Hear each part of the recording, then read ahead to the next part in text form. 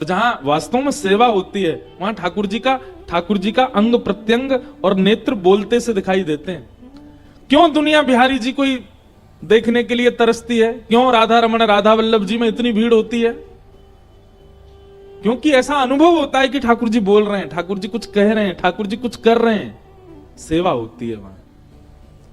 वैसी सेवा का भाव देखा चंदौसी में श्री वेणुगोपाल जी, बड़े मधुर ठाकुर जी, और हमारे वृंदावन से ही आए हैं चंदौसी। हमारे ठाकुर जी वृंदावन के जन कहां कहां गए, कृपा करवे, कितनी जगह विराज रहे हैं। जयपुर में श्री गोविंद देव जी विराजते हैं, जबकि वृंदावन के सबसे प्रथम ठाकुर हैं श्री गोविंद देव जी। वृंदावन के अष्टदल कमल के बीच में बैठे हैं श्री गोविंद देव जी। वज्रनाभ भगवान के जो परपौत्र हुए, श्री कृष्ण के परपौत्र, ठाकुर जी के लीला विश्राम के बाद 16,100 अपनी राजमाताओं को लेकर के वज्रनाभ वृंदावन आए। अष्टपटरानियां तो भगवान के संगी चली गई थी, 16,100 रह गई थी। उनको लेकर के वज्रनाभ जब वृंदावन आए तो वृंदावन में वज्रनाभ ने देखा कि माताएं इतनी दुखी रहती हैं श्री कृष्ण की याद में, और पूरा वृंदावन ऐसा लगता है मानो जैसे कुछ खो गया, कुछ चला गया यहां से। वज्रनाभ बड़े चिंतित रहते थे, मैं क्या करूं, इन सब में ऊर्जा कैसे आई? ये श्री गोविंद देव जी हैं।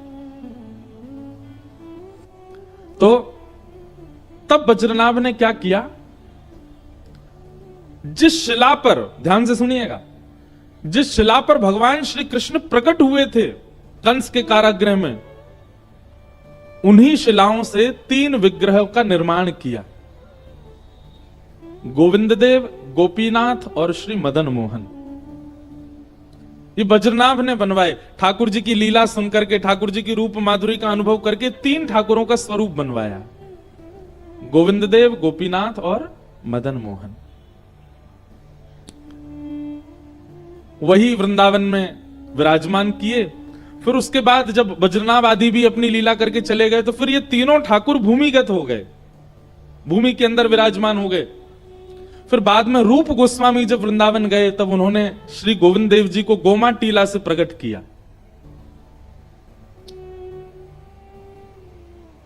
सब सुख सागर रूप उजागर रहे वृंदावन धाम, रूप गोस्वामी प्रकट कियो राधा गोविंद रूप निधान। हम लोग गाते हैं, वो जो हम अंत में गाते हैं ना, वो कोई ऐसी सामान्य नहीं है, वो साक्षात वृंदावन ही है वो पद। और हम पे इतनी बड़ी कृपा हमारे गिरधर लाल जी ने सहज में ही 1 आध घंटा में ही पूरा पद लिखवा दिया। हम, हमारे प्रेम जी और हमारे एक भैया और हैं, आए नहीं हैं, सागर जी, तीनों बैठे थे गांधी धाम गुजरात में। तो 4 दिन का वहां पर वृंदावन रसामृत प्रसंग पर प्रवचन था। अब देखो, हम बड़ी निजी बात बता रहे हैं, मंच से बहुत कम बोलते हैं, लेकिन सुनो।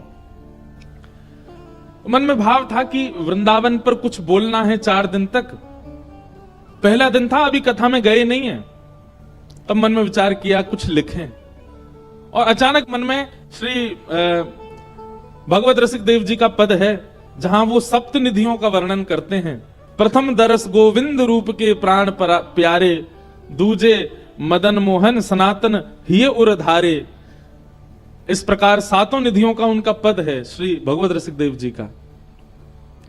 उसका चिंतन करके हमने कि यार कुछ लिखें वृंदावन के सप्त निधियों पर। वैसे साल भर बैठे रहेंगे पेन कॉपी लेकर, कुछ नहीं आएगा भाव। लेकिन अचानक से चिंतन किया, लाल जी से प्रार्थना की, हे लाल जी ऐसा कोई भाव प्रकट करवाओ कि सब गाएं, सब नाचें, सब आनंदित हों। कथा 3 बजे से प्रारंभ होनी, 1 बजे की बात है, हम बैठे हैं लेके सब साज लेके, क्या लिखें। और तब एक के बाद एक, एक के बाद एक, एक के बाद एक, 1 घंटा के अंदर सारी कड़ियां बनी और ये वृंदावन प्यारो वृंदावन पद लिख दिया। तब से हमको ये लगता है ये मेरी सामर्थ्य नहीं थी, ये तो हमारे गिरधर लाल जी ने लिखवाया है। और आज वृंदावन का हर व्यक्ति गाता है, बड़े बड़े संत गाते हैं। उस पद की वर्षगांठ पर हमारी हर साल अब कथा वहीं होती है गांधी धाम में जहां वो पद लिखा गया। और जिस घर में लिखा, जिस फ्लोर पर लिखा, वो फ्लोर खाली रहता, वहां कोई नहीं रहता, वहां पूरे फ्लोर पर ये पद ही लिखा हुआ है। जिनके घर में लिखा गया वो अपने आप को इतना भाग्यशाली मानते हैं। 7 निधियों के चित्र लगे हैं, पद लिखा है वहां लंबा सा, और वो कक्ष भी उन्होंने रखा। महाराज जी आपका ही है। मैंने कि भैया ये तो लिख गया, ठाकुर जी ने कैसे लिखवाया, लेकिन पूरे वृंदावन को प्रकट कर दिया उस पद ने। तो श्री वज्रनाभ जी ने 3 विग्रहों का निर्माण करवाया, गोविंद देव, गोपीनाथ, मदन मोहन। वे तीनों ठाकुर कुछ समय बाद वृंदावन की भूमि में ही भूमिगत हो गए। और फिर जब चैतन्य महाप्रभु की आज्ञा से श्री रूप गोस्वामी, रूप सनातन 2 भाई हैं, और ये बंगाल के अत्यंत धनवान परिवार के 2 बालक थे, खूब धनवान थे, राजाओं के यहां इनकी खूब चलती थी। बहुत बड़ा प्रसंग है इनका। लेकिन बस हम एक बात स्पष्ट कहते हैं कथा में, और इस बात पर मोहर लगाती हैं सारी बातें कि आपके चाहने से आप ठाकुर जी के नहीं हो पाओगे। ठाकुर जी चाहेंगे तो ही आप उनके हो सकते हो। तो इसका मतलब यदि आप ठाकुर जी के हो गए हो तो इस बात से अपने कमर को थपथपा लिया करो कि ठाकुर जी ने हमको स्वीकार किया है। हम अपनी इच्छा से नहीं हो सकते इनके। ठाकुर जी आपको जब प्रेम भर के देख लेते हैं ना, तभी आपको कथा में रुचि होती है, तभी आपको वृंदावन में रुचि होती है, तभी आपको वृंदावन जाने की इच्छा होती है। रूप गोस्वामी ठाकुर जी का चिंतन कर रहे थे, और श्री चैतन्य महाप्रभु का जब उनको प्रथम दर्शन हुआ, उसके बाद से तो बस रट लग गई, अब वृंदावन रहना है, और वृंदावन गए। उनको पता था कि वज्रनाभ ने 3 स्वरूप प्रकट किए, वे वृंदावन में ही हैं, परंतु भूमिगत हैं। तब उन्होंने कहा कि ठाकुर जी आप मेरे भजन से केवल प्रत्यक्ष प्रकट होकर दर्शन दे दो, और मुझे ही नहीं कालांतर तक जन जन को दर्शन दो, ऐसी कृपा कर दो। तब उनके भजन के प्रताप से एक दिन वो अपनी कुटिया में बैठे थे, नन्ना सा बालक आया, और बालक आके बोलो बाबा तू यहां बैठो है, ठाकुर तेरी प्रतीक्षा मां कर रहा है। रूप गोस्वामी उस बालक के पीछे पीछे गए, तभी क्या देखा, एक ग्वारिया की गैया ऊपर खड़ी है एक टीले के ऊपर, और उसके थनों से दूध निकल रहा है। उस स्थान पर जाकर के जब दूध जहां भरा था गड्ढे में, वहीं खोल करके देखा, थोड़ी मिट्टी हटा करके देखा, तो वृंदावन के प्रथम ठाकुर, प्रथम निधि श्री गोविंद देव जी प्रकट हुए। बोल राधा गोविंद देव की। सब सुख सागर रूप जागर रहे वृंदावन धाम। रूप गोस्वामी प्रगट कियो राधा गोविंद रूप निधान। वृंदावन प्यारो वृंदावन, श्री वृंदावन मेरो वृंदावन। इस प्रकार श्री राधा गोविंद देव जी प्रकट हुए। अब रूप गोस्वामी के गोविंद देव जी प्रकट हो गए। अच्छा, गोविंद देव जी के बारे में ऐसा कहते हैं कि जब वज्रनाभ ने 3 ठाकुरों के रूप बनवाए, गोविंद देव, गोपीनाथ, मदन मोहन, तो जब मदन मोहन जी को देखा 16,000 रानियों ने, तो उन्होंने कहा इनकी तो कमर बिल्कुल श्री कृष्ण जैसी है। गोपीनाथ जी को देखा तो कहा इनकी भुजा श्री कृष्ण जैसी है। जब गोविंद देव जी को देखा तो सब 16,000 रानियों ने घूंघट कर लिया। तो वज्रनाभ बोले आपने घूंघट क्यों किया? बोले ये तो बिल्कुल श्री कृष्ण जैसे ही हैं श्री गोविंद देव जी। अच्छा, गोविंद देव जी का कभी आप मंगला में दर्शन करो, उनके जो कान है ना वो ऐसे रहते हैं आगे की ओर, बिल्कुल ऐसे हैं। उसके पीछे कारण क्या है? श्री गोविंद देव जी कथा सुनने के श्रोता हैं। जयपुर में कभी भी आप अगर गोविंद देव जी का दर्शन करने जाओ, बहुत विशाल प्रांगण है, कोने में बैठ जाना, वो हर जगह से दिखाई देंगे। वहां बैठ करके कोई चरित्र सुनाना, वो सुनने वाले ठाकुर जी हैं। कुछ बालक हैं जयपुर में, हमारी हर साल अकिंचन होती है जयपुर में, अब तो भक्तमाल होगी हर साल। तो श्री गोविंद देव जी वहां श्रवण करते हैं। कुछ बालक हैं, वो तो उनका तो नियम हम बनवाए आए हैं, हर दिन एक बालक जाता है और भक्तमाल का एक चरित्र सुनाता है गोविंद देव जी को। एक बार की बात है, एक व्यास जी कथा कर रहे थे गोविंद देव जी के सामने, तो कुछ चरित्र हुए।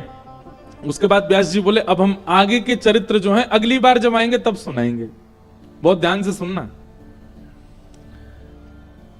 तो अगली बार व्यास जी आए, व्यास जी आकर के मंच पे बैठे, तो मंच पे बैठते ही उन्होंने कहा कि देखो भैया, पिछली बार हमने अंतिम चरित्र कौन से भक्त का सुनाया था, ये जो बता देगा हम तभी आगे कथा करेंगे, नहीं तो नहीं करेंगे। तो सारे श्रोता एक दूसरे का मुंह देखने लगे, बोले यार हम तो भूल गए इनने कौन सा चरित्र सुनाया था। सब आपस में चर्चा करने लगे, बात करने लगे, कोई भी नहीं बता पाया। तभी सामने मंदिर में विराजमान श्री गोविंद देव जी, प्रसाद लग रहा था तो पर्दा लगा हुआ था, पर्दा के भीतर से श्री गोविंद देव जी बोले, आप हरिराम व्यास जी का चरित्र सुना रहे थे। तब उन्होंने देखा, बोले ओहो, यहां श्रोताओं से मतलब नहीं है, ठाकुर कथा सुनता है। तब आगे चरित्र सुनाया। ऐसे श्री गोविंद देव जी। फिर रूप गोस्वामी के जब गोविंद देव जी प्रकट हो गए, तो रूप के ही भाई हैं सनातन गोस्वामी, उनके मन में भाव आया, बोले जय जय, आप इनके लिए प्रकट हो गए, हमारे लिए भी हो जाओ। सनातन गोस्वामी मथुरा में यमुना जी के तट पर बैठ के भजन करते थे। एक मैया के यहां भिक्षा लेने जाते थे।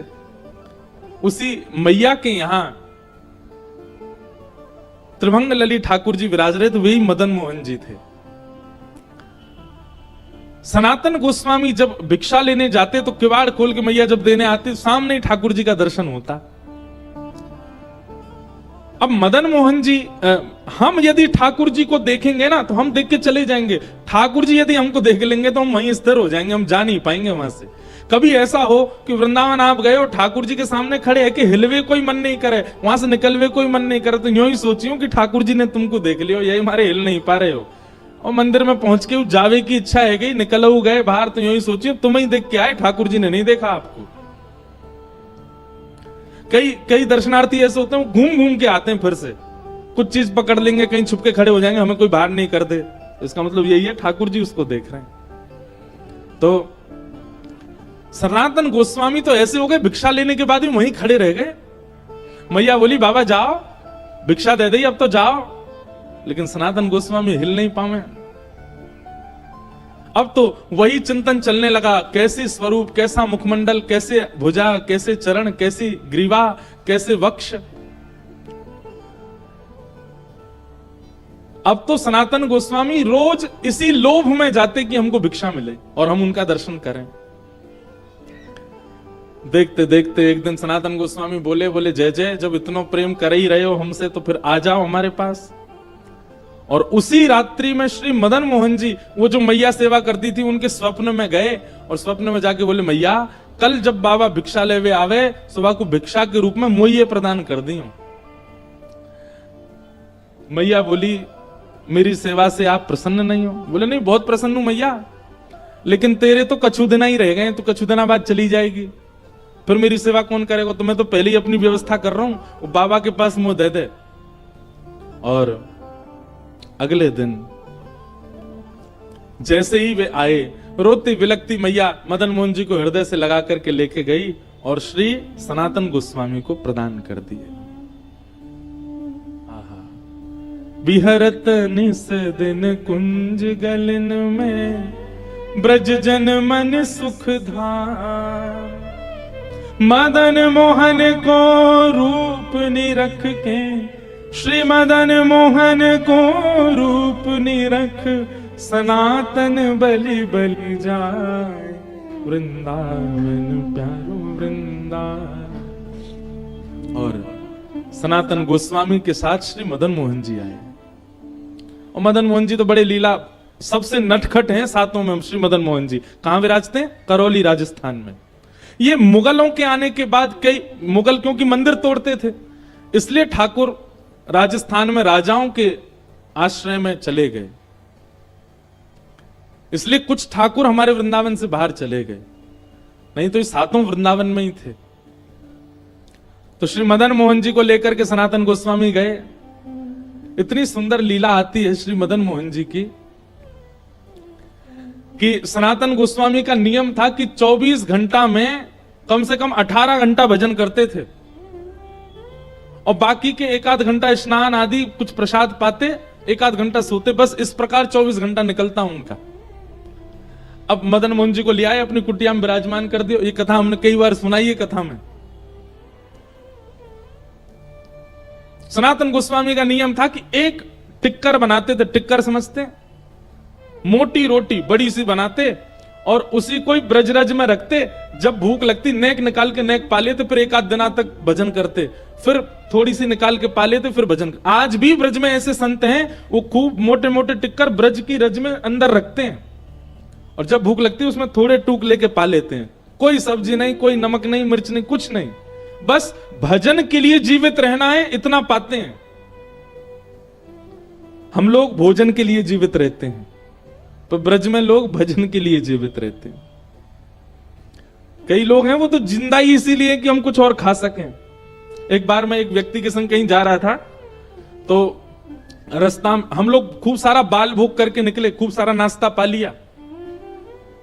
तो जैसे ही रास्ता में कहीं रुके, बाल भोग करके निकले थे, तो रास्ता में एक जगह शौच आदि के लिए निवृत्त होने के लिए रुके, तो वहीं पोहा बन रहे थे। पोहा समझते हैं? नमकीन चूड़ा पोहा। तो साथ में जो व्यक्ति थे उनको सुगंधी आ गई पोहे की, तो पोहे की सुगंधी आने के बाद वो ऐसे घूमने लगे 2-4 राउंड। मैंने कि क्या हुआ? बोले महाराज जी वो सुबह का खाने पच जाए तो पोहा और पाऊंगा। मैंने कहा वारे भैया, भूख नहीं है, केवल पानो है, स्वाद अच्छा है। हमारे लाल जी भी ऐसे ही हैं, ठाकुर जी भी ऐसे ही हैं, वो भी पाम है, पूरे दिन 8 बार प्रसाद पाते हैं दिन भर में। तो मदन मोहन जी तो श्री सनातन गोस्वामी तो एक टिक्कर पाते थे और एक टिक्कर ही 2-3 दिन तक चलता था। परंतु अब ठाकुर जी मदन मोहन जी आ गए तो उनके लिए रोज छोटे छोटे टिक्कर बना के प्रसाद में रखते थे। एक दिन सनातन गोस्वामी के ध्यान में श्री मदन मोहन जी सचल प्रकट हो गए और प्रकट होकर बोले बाबा, अरे जय जय, कैसी सेवा चल रही है? आपको सुख मिल रहा है कि नहीं? आनंद आ रहा है कि नहीं? ठाकुर जी बोले सनातन जी आनंद तो बहुत आ रहा है, लेकिन रूखी रोटी खवाए खवाए के आपने हमारा गौरव जो है का चौक कर दियो है। अरे बामे नेक नमक बुरक दे करो, नेक नमक तो डाल दे करो आटे में, थोड़ा तो स्वाद आवे। सनातन गोस्वामी बोले अरे भगवान, हम तो भजनानंदी महात्मा है, हम कहां इतना। ठीक है, कल से आपके लिए मैं नमक वाली बढ़िया टिक्कर बनाऊंगा। और भिक्षा में नमक लेके आते, आटे मिला के गूंद करके टिक्कर बना के पवाते। कुछ दिन तक ठाकुर जी ने प्रेम से पाया। कुछ दिन बाद ठाकुर जी फिर ध्यान में आ गए। सनातन गोस्वामी बोले जय जय, अब तो बढ़िया है, नमक वाली रोटी पा रहे हो। मदन मोहन जी बोले वो तो बढ़िया है, रोटी में नेक नमक स्वाद तो आ गया, लेकिन रूखी रूखी रोटी पाऊं तो गले में इर्ज जाए मेरे में, नेकवा में घी लगा दे करो। सनातन गोस्वामी बोले अच्छा ठीक है, कल से भिक्षा में घी भी ले आएंगे। नमक लेने आने लगे, घी लेके आने लगे, बढ़िया घी लगा के ठाकुर जी को पवाने लगे।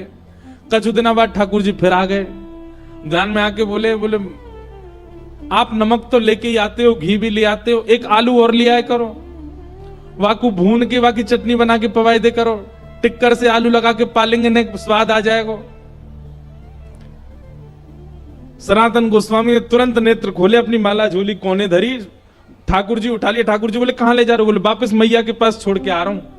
अरे हम यहां भजन करने के लिए कुटिया में रहते, तुम यहां 56 भोग बनवा रहे हो।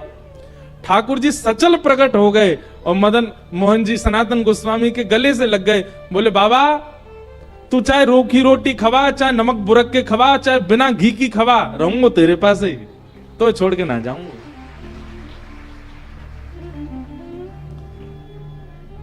ऐसे हमारे वृंदावन के दूसरे ठाकुर, बिहरत निस दिन कुंज गलिन में, ब्रज जन मन सुख धाम, मदन मोहन को रूप निरख, सनातन बलि बलि जाए, वृंदावन प्यारो वृंदावन, श्री वृंदावन मेरो वृंदावन।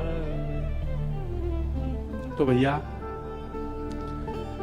अब हमें पता नहीं हम क्यों इस प्रसंग में चले गए, क्यों वृंदावन के निधियों की चर्चा करने लगे।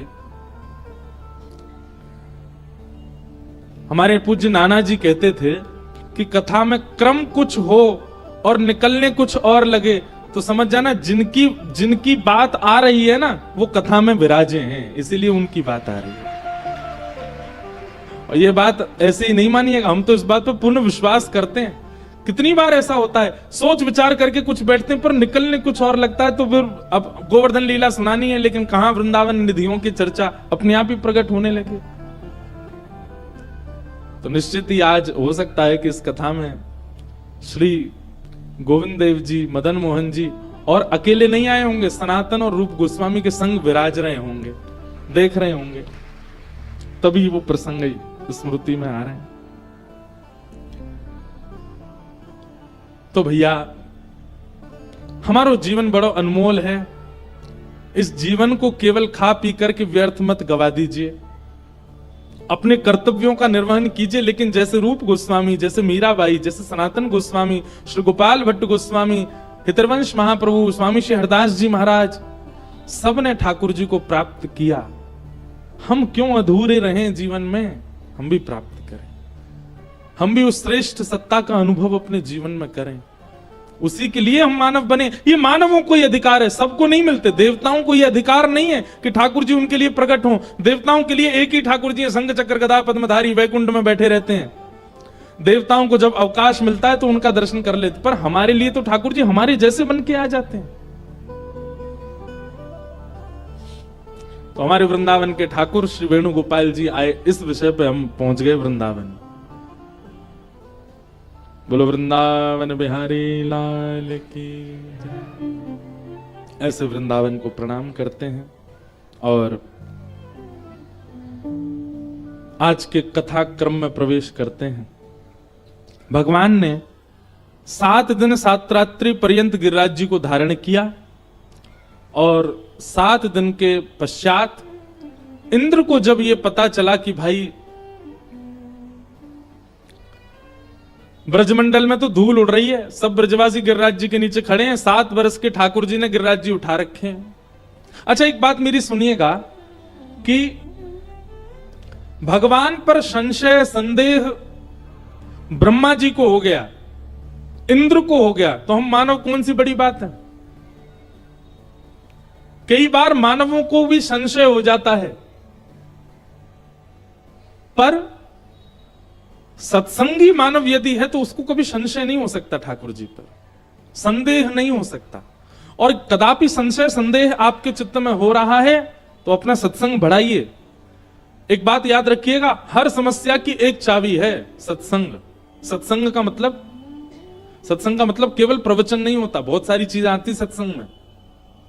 सद ग्रंथों को पढ़ना भी सत्संग है, सद वस्त्रों को धारण करना भी सत्संग है, सद स्वरूप बनाना भी सत्संग है। हम लगाते तो तिलक हैं, लेकिन जेल वेल लगा करके बाल खड़े कर लें सीधे ऊपर, सत्संगी लगेंगे? कई बालक हैं वो अपने बाल ऐसे खड़े कर लेते हैं, यहां से कटवा देते हैं, बीच में खड़े रहते हैं बस सीधे, और उस पर गोल्डन कलर और करवा लेते हैं। सत्संगी व्यक्ति का इस स्वरूप नहीं है, वो तो सामान्य रहेगा, साधारण रहेगा,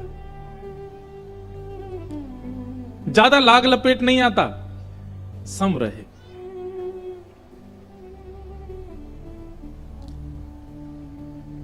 हम अपनी बताएं, कई कथाएं तो ऐसी होती हैं वहां हमारी रुकने की व्यवस्था इतनी ज्यादा दूर नहीं, यहां पे भी दूर नहीं है, बगल में ही है। कई कथाएं ऐसी होती हैं वहां तो हम खुद ही स्कूटी चला के मंच पे आते हैं कोई गाड़ी वाड़ी है तो यहां पे मिली नहीं तो यहां पे भी स्कूटी से ही आ जाते। अभी वृंदावन में हमारी कथा 29 तारीख से, गोपनीय जगह पर कथा, उसका ज्यादा प्रचार नहीं करना क्योंकि कम जगह है, भीड़ बहुत हो जाएगी। तो वहां तो हम रोज रिक्शा में बैठ के ही जाएंगे कथा करने, और कहीं कोई हेलीकॉप्टर भेज दे तो उसमें बैठ के भी चले जाते हैं, कोई दिक्कत नहीं। जो मिले ठाकुर जी जो प्रदान करें सब स्वीकार है। हे मारा गिरधर लाल थारो नचायो नाचू रे, मारा गिरधर लाल थारो नचायो। सत्संगी को ऐसा होना चाहिए, मारा गिरधर लाल थारो नचायो नाचू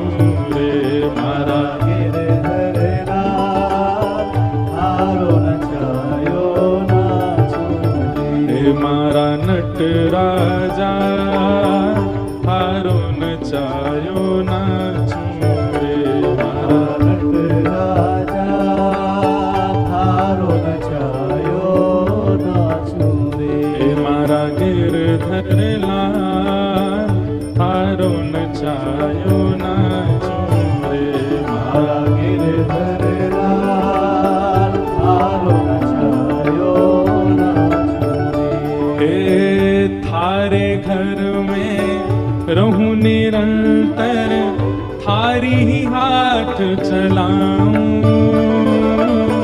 थारे घर में रहूं निरंतर थारी बात चला। कहने का क्या भाव है? मेरे घर में ठाकुर जी नहीं रहते, मैं ठाकुर जी के घर में रहता हूँ। थारे घर में रहूं निरंतर थारी हाथ चलाऊं थारे आपका घर चला रहा हूं मैं, मेरा घर नहीं है ये।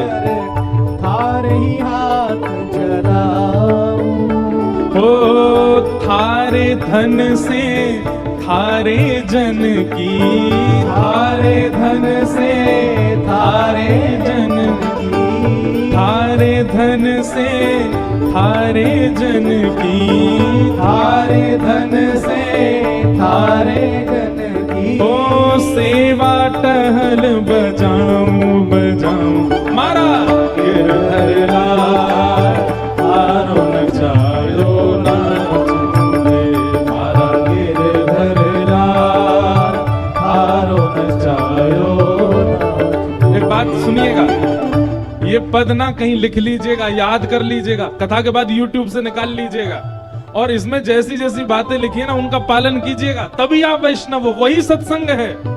मेरा घर नहीं है, मैं ठाकुर जी के घर में रहता हूं और ठाकुर जी का घर मैं चलाता हूं।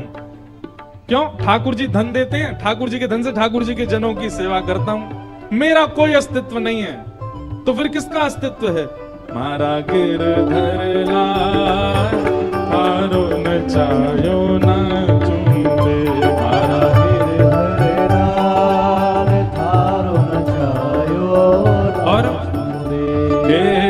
जा रंगरा कपड़ा पहरावे वैसो ही भेष बनाऊं जा रंगरा कपड़ा पहरावे वैसो ही भेष बनाऊं हाँ प्यारे वैसो ही भेष बनाऊं ओ प्यारे वैसो ही भेष बनाऊं और ओ जैसो बोल बुलावे मुख सो जैसो बोल बुलावे मुख सो जैसो बोल बुलावे मुख सो जैसो बोल बुलावे मुख सो मैं वैसी ही बात सुनाऊं सुनाऊं मारा गिरधर लाल थारो नचायो नाचूं रे मारा गिरधर करताल बजा के गा थारो नचायो नाचूं हे मारा नटराजा थारो नचायो नाचूं रे मारा नटराजा थारो नचायो और हे रूखो सूखो जो कछु देवे थारे ही भोग लगाऊं रूखो सूखो जो कछु देवे थारो ही भोग लगाऊं हाँ प्यारे थारो ही भोग लगाऊं प्यारे थारो ही भोग लगाऊं और हे खीर परस या छाछ रावणी खीर परस या छाछ रावणी खीर परस या छाछ रावणी खीर परस या छाछ रावणी मैं सवई प्रेम सो पाऊं हाँ पाऊं मारा गिरधर लाल थारो नचायो नाचूं रे मारा गिरधर लाल थारो नचायो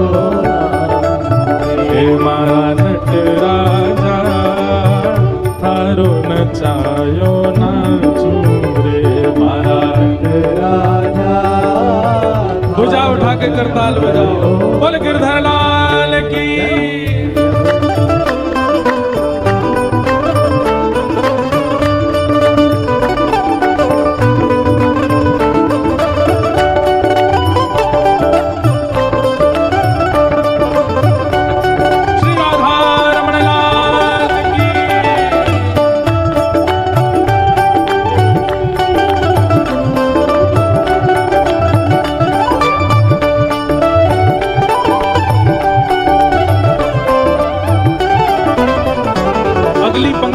अगली पंक्ति मुझे बहुत प्रिय लगती है। क्या कह रहे हैं? ओ घर का प्राणी कहाँ न माने, मन मन खुशी मनाऊं। घर का प्राणी कहाँ न माने, मन मन खुशी मनाऊं। लेखक कहना चाहते हैं घर के लोग मेरी बात नहीं मानते, मैं कहता हूँ वृंदावन चलो, कथा में चलो, गोवर्धन चलो, संतों के दर्शन को चलो, व्यास जी आए कथा सुनने चलो, सब मना करते हैं। लेकिन मेरे मन में खुशी होती है। क्यों? अगर ये मेरी बात मान जाएंगे तो इनसे मेरा मोह हो जाएगा, इनसे मेरी आसक्ति हो जाएगी। बढ़िया है, बात नहीं मानते तो इनसे मेरा मोह दूर ही हो रहा है। ठाकुर जी घर का प्राणी कहाँ न माने, मन मन खुशी मनाऊं। घर का प्राणी कहाँ न माने, मन मन खुशी मनाऊं। हाँ प्यारे मन मन खुशी मनाऊं। हाँ प्यारे मन मन खुशी मनाऊं। क्यों?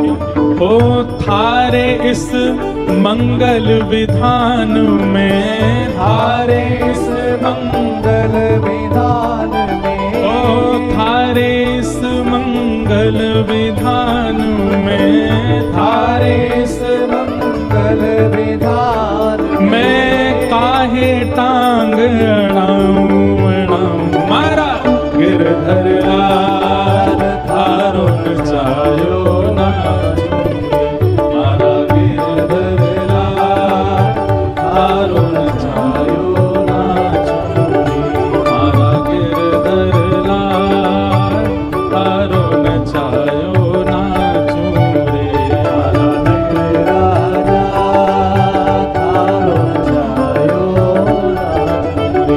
मारा नट राजा थारो नचायो ना छोड़े। हे मारा नट राजा थारो नचायो ना छोड़े।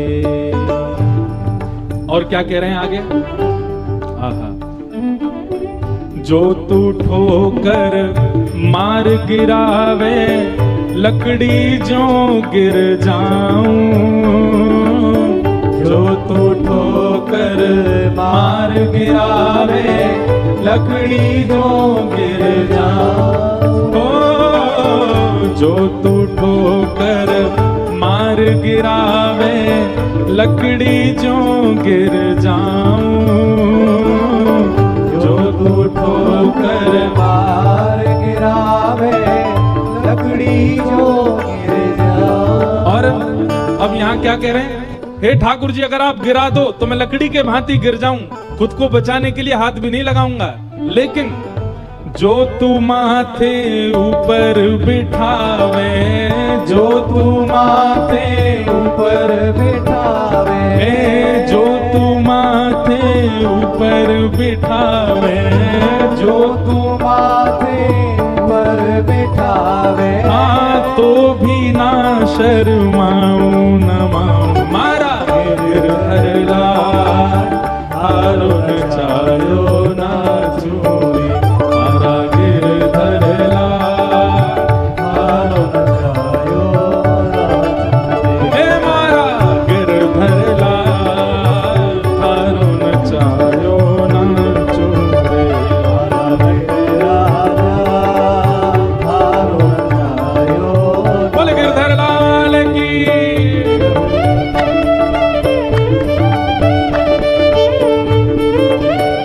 वृषभानु के जमाई की, वृषभानु दुलारी की।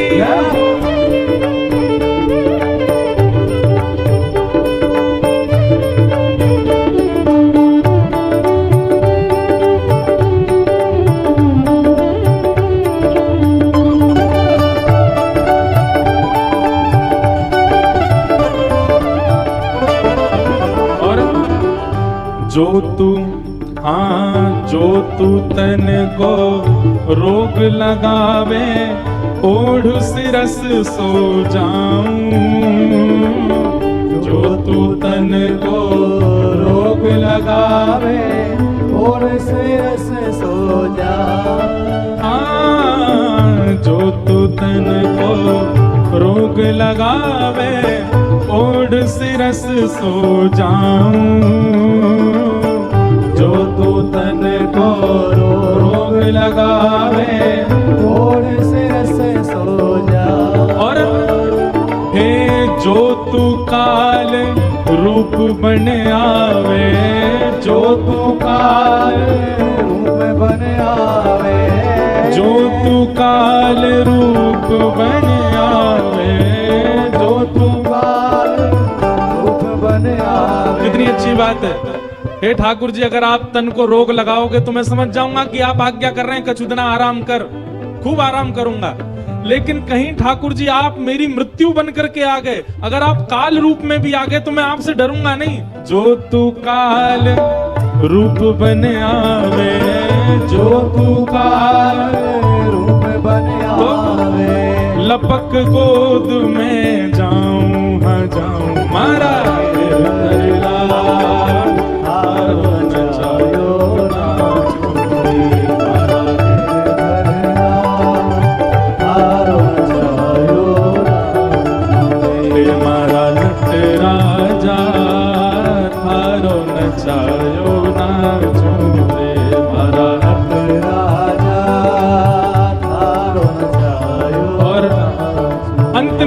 कह रहे हैं उल्टो सुलटो जो कछु कर ले मंगल रूप लखाऊं। उल्टो सुलटो जो कछु कर ले मंगल रूप। कहने का भाव क्या है? हे नाथ, आप मेरे संग अच्छा करो तो ही मैं आपको अच्छा मानूं, नहीं आप मेरे संग जो कर लो मैं आपको मंगल ही मानूंगा, मैं आपको अच्छा ही मानूंगा। उल्टो सुलटो जो कछु कर ले मंगल रूप लखाऊं। उल्टो सुलटो जो कछु कर ले मंगल रूप। बहुत अच्छी बात है। थारी मन चाही में प्यारे, थारी मन चाही में प्यारे, थारी मन चाही में प्यारे, थारी मन चाही में प्यारे। मैं अपनी चाह मिलाऊं मिलाऊं। मारा गिरधर लाल थारो न चायो ना छोड़े। मारा गिरधर लाल थारो न चायो ना छोड़े। मारा गिरधर लाल थारो न चायो ना छोड़े। मारा गिरधर लाल थारो न चायो ना छोड़े। मारा नट राजा थारो न चायो ना छोड़े। मारा नट राजा थारो न चायो ना। गोविंद जय जय गोपाल जय जय।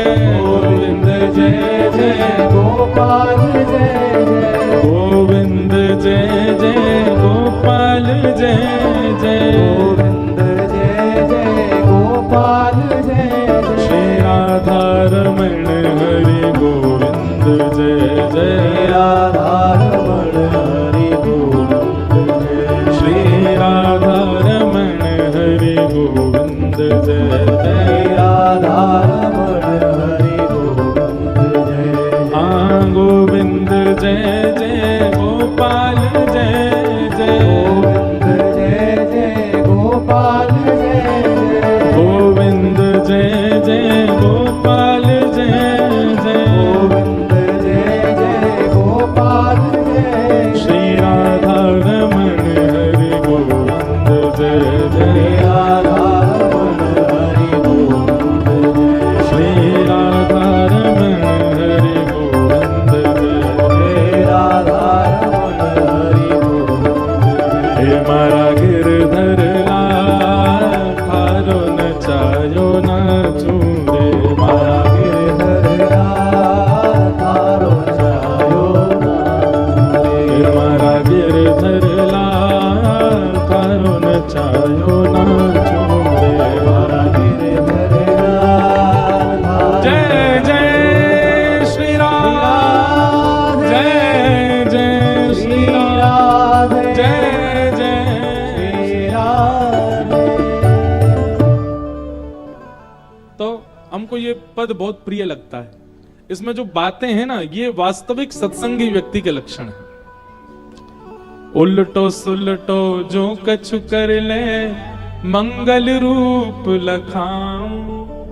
हम लोग कैसे हैं, हमारे साथ एक चीज विपरीत हो जाए, हम ठाकुर जी का रूप समझने लग जाते हैं। अरे इनमें तो इनमें शक्ति ना है, इनमें कछु दम ही ना है, मेरो कछु मंगल कर ही ना रहे। पर नहीं,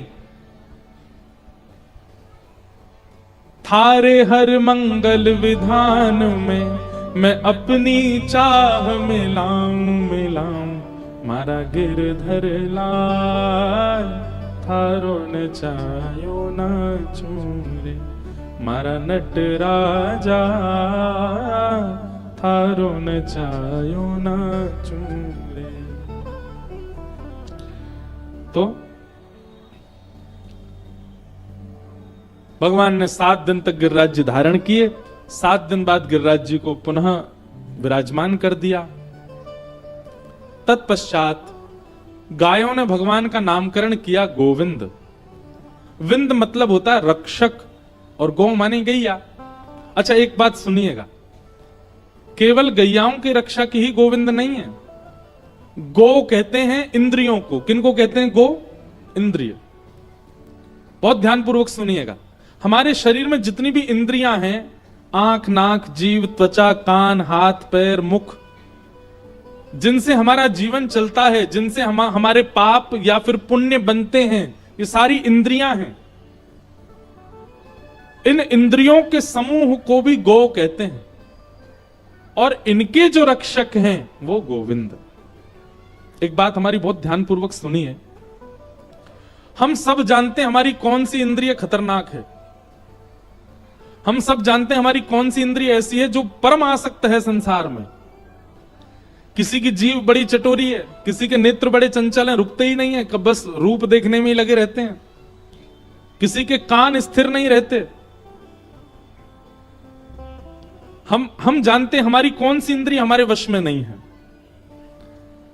हमारी एक बात बहुत ध्यानपूर्वक सुनो, आपकी जो भी इंद्रिय आपके वश में नहीं है, वो इंद्रिय जब भी अपनी इच्छा प्रकट करती हो, उस दिन गोविंद गोविंद गोविंद गोविंद गोविंद नाम का जाप किया करो।